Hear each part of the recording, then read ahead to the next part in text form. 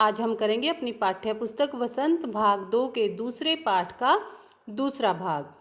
हमने पढ़ा था कि जो है पानी, वर्षा का जो पानी होता है, बारिश का पानी होता है, अपने साथ एक विचित्र गंध लेकर आता है और हर मौसम की अपनी अपनी बातें होती है, अपना ही एक मजा होता है। आषाढ़ में अगर आम और जामुन न मिले तो कोई चिंता नहीं, लेखक कह रहा है ये सब बातें।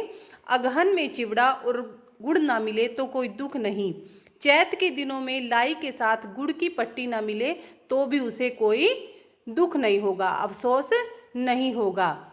पर क्वार के दिनों में इस गंधपूर्ण झाग भरे जल में कूदना न हो तो बड़ा बुरा मालूम होता है। अगर लेखक कहता है कि बारिश के दिनों में अगर इस झाग भरे पानी में कूदने के लिए मौका नहीं मिला, अवसर नहीं मिला तो मुझे बहुत बुरा लगता है।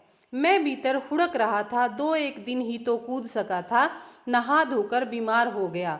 वो भीतर ही भीतर कूढ़ रहा था, दुखी हो रहा था कि मैं वर्षा के पानी में 1-2 दिन ही कूद सका और इतने में ही वो बीमार हो गया। हल्की बीमारी न जाने क्यों मुझे अच्छी लगती है। थोड़ा थोड़ा बीमार होना लेखक को अच्छा लगता था। थोड़ा थोड़ा ज्वर हो, सर में साधारण दर्द और खाने के लिए दिन भर नींबू और साबु। लेखक को थोड़ा थोड़ा बुखार, सर में थोड़ा सा दर्द और खाने के लिए दिन भर नींबू और साबु अच्छा लगता था। लेकिन इस बार ऐसी चीज नहीं थी। ज्वर जो चढ़ा तो बढ़ता ही गया, रजाई पर रजाई, और उतरा रात 12 बजे के बाद। लेकिन लेखक को जो इस बार बुखार हुआ था वो साधारण बुखार नहीं था, आम बुखार नहीं था। वो बुखार था जो बढ़ता ही जा रहा था और लेखक के ऊपर रजाई डाली जा रही थी और जो बुखार था वो रात 12 बजे के बाद उतरा।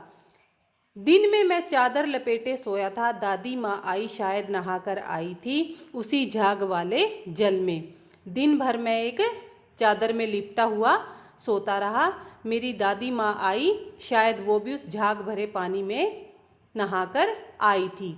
पतले दुबले स्नेह सने शरीर पर सफ़ेद किनारीहीन धोती, सन से सफ़ेद बालों के सिरों पर सद्य टपके हुए जल की शीतलता।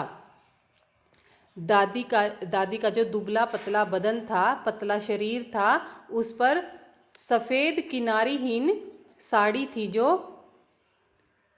वो अच्छी लग रही थी। सफ़ेद सन से बालों के सिरों पर सद्य टपके हुए जल की शीतलता।